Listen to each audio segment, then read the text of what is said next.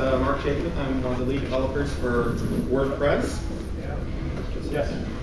And I just want to talk about 3 quick things. Talk about what we've been up to with WordPress and what we're planning for the rest of the year. And I just want to really open it up to a discussion, whatever you want to talk about relating to WordPress development. So we just launched WordPress 3.0, which was a pretty big release because we merged and WordPress MU, WordPress multi-user, into the core. WordPress multi-user was it's not actually a multi-user, it's a multi-site or multi-blog fork with WordPress. When did that fork off, Mike? Was that a long time ago? A long time, yeah. I mean, before WordPress.com. Yeah, it was by 2004-ish. So it forked away. It supports multiple sites on the single installed WordPress. It was the basis for, and is the basis for WordPress.com, which has over 12 million sites, 12 million WordPress sites on one install. Obviously, spread over hundreds of servers. So we decided it was time to bring that back into the core. People started to, if you host maybe 2 or 3 WordPress sites, it's not so hard to have separate installs and to do everything 2 or 3 times. Beyond that, it really becomes a pain in the butt. So we rolled that back in and took a good chunk of time.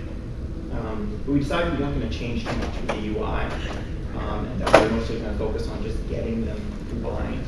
So the first principle is don't change too much in a release. Sort of make each upgrade seem like an achievable, incremental jump. Next, we took the summer off actually from WordPress core development. So we were focused on the Google Summer of Code program, where Google pays students to develop for open source projects. And we met them. So that was good. And then the other thing we did was focus on community resources. So we have the forums, we have our plugin repository, our theme repository, our wiki. So we decided to focus on all of those things because those things sort of get a little bit of our attention throughout the year, but we never really sat down and sort of planned out features for them and started treating those community resources as a product. So the second point is don't forget community resources. Don't just get buried in the code. You still have to use it and communicate about the project. And next thing, 3.1 is the version we're working on right now, and we're going to get that out before the end of the year. I found that when you're in whatever development stage you're in, people always want to be in the next stage. So when we're planning, when we're talking about what features we're going to have, people just say, screw it, let's just code. Let's just start coding, we'll figure it out. And after a few weeks of coding, they're like, and we're iterating on features and arguing about minutia, and people say, let's just ship this thing already. I'm tired of looking at the code. And when you're in the shipping or you're like QA, beta, release candidate stage, so things slow down, you're not putting code in, and people start playing the next version. So they're always like one step ahead, especially with an open source project where we can't actually tell people to do things, or we can't force them. We can suggest, but it's open source volunteer project, so if they don't want to work on something, it's not really going to get done. So don't get stuck in one phase for too long. Your developers will get bored, and also your users will wonder what's happening to the software. So that's what is up with us, and I would just like to chat with you, and you with each other. So what's the breakdown? Who here is a plugin developer? Okay. Theme developers? Interested users? Okay. Hosts? Multi-user host? What that? Multi-user host. We have like 50, well, if you take out some of the dead ones, we have about 35 to 40 blogs active right now on WordPress multi-user. Nice. Are you using 3.0 yet? Yes. Sweet. Everything was upgraded to 5.0 PHP and got on the multi-user upgrade as soon as it came out. Was it a hard upgrade, or was it? No, a little time consuming just because of what we had to do to prepare and back up everybody and make sure it was ready to go. But no, it was really painless. Got to say, that's one of the nice things about the upgrades. They usually go pretty painless. Sweet. It's another good thing. Make upgrades easy. Yes. I mean, it's great for users. They love one-click upgrade. But it's great for security too, because someone just did a report about content management systems and security, and WordPress came out very, very well because we make it so easy to upgrade. A lot of the other projects had, they're very quick at knocking out the security issues. If people don't upgrade, like people with Drupal are sort of notorious for not upgrading. Once they get it set up, they're like, oh good, I'm not touching this again. and then they're stuck with like 3 or 4-year-old systems. Tell us about the roadmap to making it more of a CMS than a blog platform. Yeah, so WordPress started out and it was blogging software. Really just an alternative to movable type, which wasn't open source at the time, and text pattern, which also wasn't open source at the time. And version 1.5, I want to say, had added support for pages, which is sort of non-chronological content. And the idea there was people wanted to have an about page or a contact page. And we figured people would have like 4 or 5 pages. And we found out we had our first WordCamp, which is sort of based on Barcamp, which is just for WordPress. And we were polling people, and we found that a lot of people were using sites that didn't have a blog at all. They were just using WordPress just to manage 20, 30, 40 pages. That number started out surprisingly high. And now I think we did a recent poll, and it was something around 80% of people are using WordPress to do content management, not just the blog. So that is far the biggest growing segment, and we've sort of had to adapt to that. So we just added support in 3.0 for custom navigation menus. So you can drag and drop, create a hierarchical menu, so people can navigate through your site. And we're gonna keep pushing forward. We have custom post types, or better known as custom content types. So you can do like a directory of employees. You can do a product site. People have e-commerce sites built on WordPress now. You can do that now without custom tables, since it's all built in with the core APIs. So yeah, I think that's sort of the future of WordPress is sort of encroaching a bit on the established CMS platforms. I couldn't imagine the security struggles that would ensue with this kind of project. Do you have any particular plans in the future for any particular kind of security platform to make it, I don't want to say that, I don't want to sound like I believe it's hackable, but is it less hackable or a little bit more robust? Yeah, the core is actually fairly stable. We have little issues now and again, but with the core updates, people are up to date quickly. That's the #1 security advice: is stay up to date. I've actually never seen an up-to-date site get hit with like a 0-day exploit. It's always versions that are 4+ months old and they've just not upgraded. Most of the issues are going to come from themes, plugins, and that's an education issue.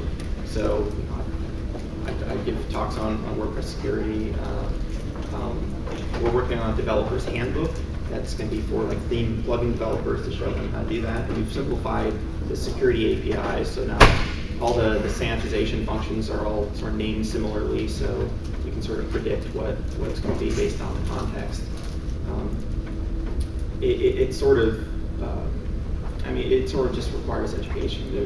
You could sort of can't just say poof, all third-party code is now secure. They sort of have to opt into that knowledge. Thank you. Can you talk about how decisions are made to add things to core and running a large open source project? Yeah. So we have the core team. We have 5 lead developers. We have a UI lead, and it sort of gets gray beyond there. It's not very rigidly organized, but we have some developers who have commit access, and some people who sort of just based on their establishment in the community have a lot of influence, and we almost whitelist their code. So we go through the three stages, and we plan out. We listen to user suggestions. Popular plugins are sort of a source of inspiration. If 100,000 people are using a plugin, that sort of tells us that maybe there's something there. We try and follow the 80-20 rule. We're even sometimes more strict than that. We try and limit options. So options are sort of a way that people developers will compromise when there's a conflict. 2 ways of doing something. Some people want it this way, some people want it another way. Easy solution is to say, okay, just make an option and the user can decide. But if you've ever seen, was it OpenOffice? Open up the configuration, the options panel, it's crazy, it's nuts. So we try and make, if we can, we make a decision. It's some things you have to have an option for. But, and then we make everything filterable, everything hookable via plugins. So WordPress is designed to be hookable, and plugins are not like a second-class citizen. They interact with the core the same way the core interacts with itself. Cool. I heard something earlier this year about canonical plugins, and specifically whether BuddyPress was going to get turned into a plugin. Is there any? Well, BuddyPress is. Oh, has it been released? Yeah. Oh, okay. Yeah, BuddyPress is a plugin, and you can install it even if you just have a single WordPress blog. I'm sorry, not BuddyPress. BuddyPress. Okay, yeah. That's being worked on. Yeah. Using so that's from canonical plugins, which we're not calling core plugins. Canonical sounded too serious. That's this plugin. So the idea there was, there are thousands of WordPress plugins in our repository and hosted elsewhere, and there are multiple, I want to say, competing solutions for a certain problem.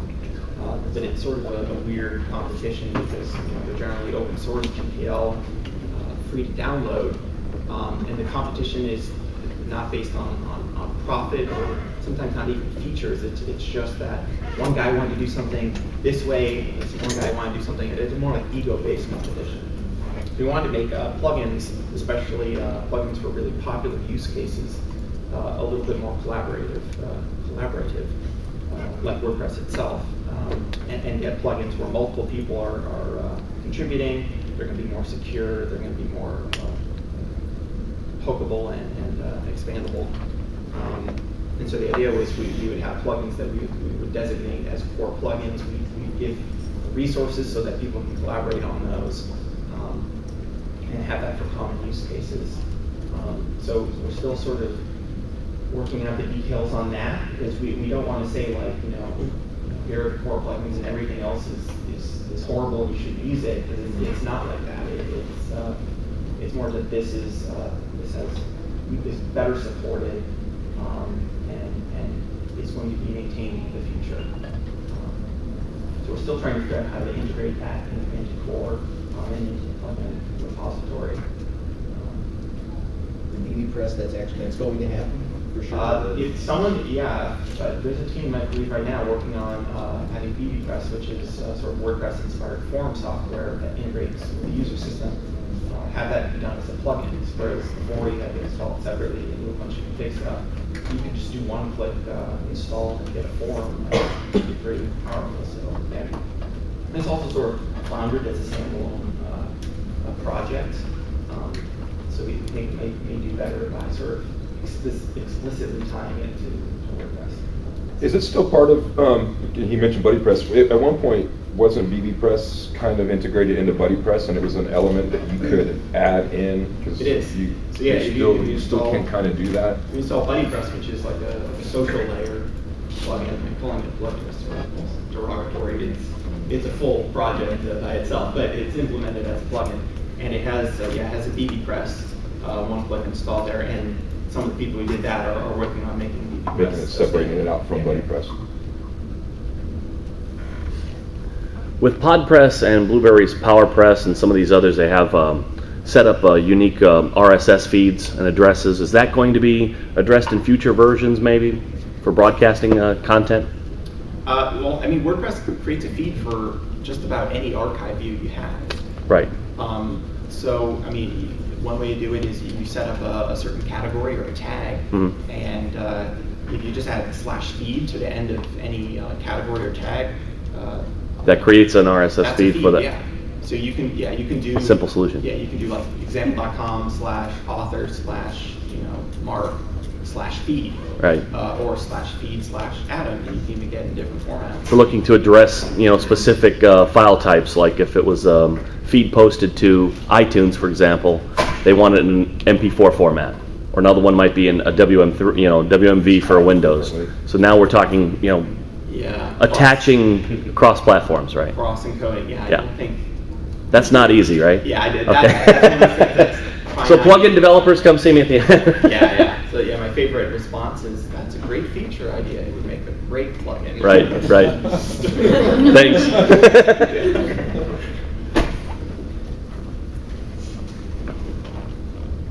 So I have a question about 3.1. Is that admin bar conversation that was going on? Is that going in as a? There was a discussion at one point. It's been bandied about whether that should stay as a plugin or is going as a core feature. Has that been decided upon? I think it's still a little bit up in the air. This is sort of a tricky one. So the idea is just to have a menu bar that would be accessible if you're logged in. So if you're on like a page or post, there would be an edit link.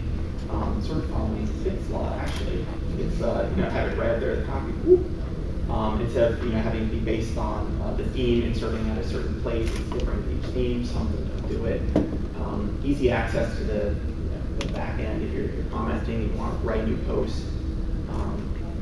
So we think that'd be pretty powerful. They've had that on WordPress.com, which sort of the WordPress.org team sometimes gets to use WordPress.com as a test bed for features that we're not sure about. Have them throw it up there and test it with a few million users. So there's been some resistance to having the admin bar before. It may end up being one of those things that is sort of good, but people won't see how it's good until they have it. We had the same problem with the visual editor. A lot of people just wanted to only compose entries in HTML. Why would anyone want to use one of these clunky JS-based, WYSIWYG editors? And I was of the same opinion for a long time. But it sort of expanded WordPress up to a much greater audience who are very uncomfortable with HTML. So I think I would like it. I think it's still up in the air. More from a, no offense to me, but like from a lowest common denominator use as opposed to power user. I mean, yeah. So something that's another thing. Talking about what features go in, it's sort of hard to, as a developer, to put yourself in a user's mind. It's very hard to unknow something that put yourself into their shoes. So a lot of times you just have to do testing with users, where you just have to really focus and say, okay, I don't know HTML, or I don't know how to hack the URL and immediately edit this entry. What are your team's goals for WordPress? World domination. So, Congratulations, you're already there. Yeah. So I guess the goal of the project is easy and affordable. So free plus whatever. Nothing's free. Someone has to pay for the service. Whether you're paying for it via advertising or a monthly fee. But the software itself, free, easy to use, web publishing for anyone who has anything to say on the web. Drupal actually did a survey of the top 1 million blogs on Alexa, and 8.5% are using WordPress, which, I mean, 8.5, it's a single digit, but I still thought it was fairly high. But you know, get them to double digits, a little higher. You know, get people off proprietary clunky software that they don't upgrade and is, you know, insecure and inflexible, and very expensive. Do you recall what those others were? The other in The that other blogs. in the survey. WordPress Joomla was in it. Joomla was in it. I think after that it was just other. And Drupal and Joomla were like around 1% each. Does the core team have any opinion about e-commerce plugins and things like that? And those are sort of shaky at best. Yeah, so there are two competing solutions right now. Shop with 2 P's, and then e-commerce. They're sort of, you know, not as great as we'd like them to be, and it's possible that may be a candidate for a core plugin. But if we did do it as a core plugin, it would probably be less full featured. Again, trying to hit that 80% and then not go too crazy on the features, and plus make those something that someone else can build off of. So if someone does want to create a full featured plugin, instead of starting from scratch, they just base it off of the community written on. Is there one you sort of don't necessarily recommend but would avoid going to? Not really. I found that, yeah, that people sort of, you ask 3 people. You'll get John, I've tried both. We'll talk later. Yeah.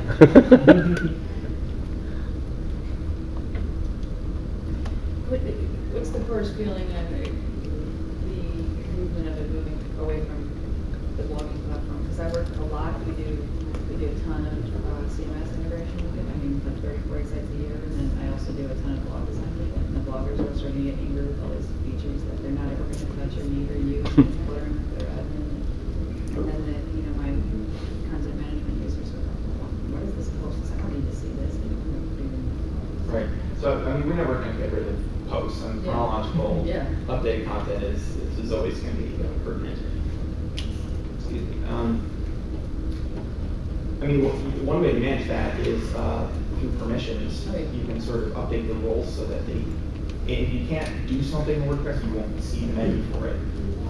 Which we did that is a lot. all right. Fewer options to choose from. That's great. It was Miller's, yeah, it was Miller's. Well, Yeah. Miller's one. Yeah, We only have jobs. 7. Right. Yeah. Actually, I was thinking about this. The WordPress menu, you can expand everything out. We way too many tools. So that's sort of one of my pet peeves there. Yeah. So, you know, just I think we're gonna segment it out so you're not presented with stuff that's not important to you. But there's some good plugins names which have escaped me. That allow you to sort of customize the interface and hide stuff and customize the menu to hide stuff that they don't need. I mean, the good thing about WordPress being hookable, you can not only hook in to add new stuff and change stuff, you can also remove stuff.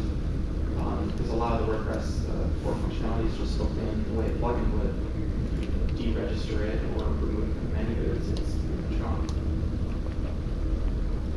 But is there a tension in the two goals, right? From the development side, if you're focusing on making WordPress a CMS, you're taking resources away from making blogging functions. Yeah, not so much. I mean, there's a lot of overlap. If you look at the difference between a post and a page, you sort of pay attention to the date with one, and then the other one can have hierarchy. But I mean, they're the same objects in the database, and all of our UI is the same, but just sort of conditions for if it's one that is slightly different. That's actually much better than it has been in the past. So no, I don't think there's a lot of conflict. Our sort of blog features pretty mature at this point. Have been for sort of a while, so there's not a lot of stuff that we're sort of behind on there. What are your thoughts on the whole NoSQL non-relational movement? So I mean, from a personal standpoint, I think it's cool. I think MySQL has some definite scaling issues at certain sizes. From our standpoint, we target sort of the common denominator hosting platform. So I mean, we run on IIS and Nginx and all that stuff, but the main focus is the LAMP stack. And you know, if sort of the M part of that changes, then we'll adapt.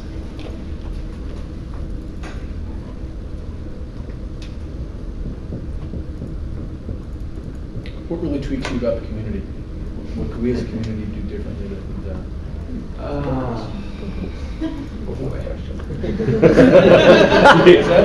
Oh boy. Just not gonna go. Yeah, I don't know. Maybe some. It's hard because some people have sort of a entitlement complex. You know, why aren't you doing this? You should be doing this. Okay, here's the number one thing that probably tweaks me is people who really strong, really almost overly well-formed opinions, but are not at all involved with development. Where, you know, and this could be someone who is actually a developer and who does client work and themes or whatever, but they have no real interaction with the people who make WordPress. And they sort of just come in out of nowhere and sort of drop the bomb on us. So I had one wish. It would be that more people would be involved, so and they can sort of invest themselves and invest in the software that they're using to make their living. Cool. Because anybody can offer up a patch. I mean, it's reviewed, and then there's a set number of people who commit it, but anybody can go to track and say, I think this is a really stupid way of doing it, and here's my suggestion, versus just saying, that's a really stupid way of doing it, but then not offering up an alternative. And that's what happened. I mean, from a perspective of not being, I don't offer up a lot of patches, but I've contributed in other ways.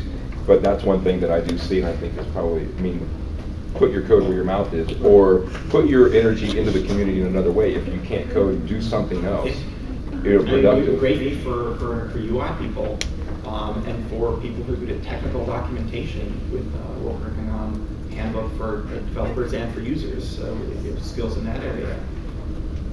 And that'll make it far more likely that we're going to patiently listen to you when you have something to say about the core. And yeah, we have, we've had 80, 90 plus people who contribute code to a WordPress release. So it's not just the leads and the committers, it's a wide-ranging community, and it's very, very easy to get involved. Cool. All right, I think we're out of time. Thank you. Thanks so much.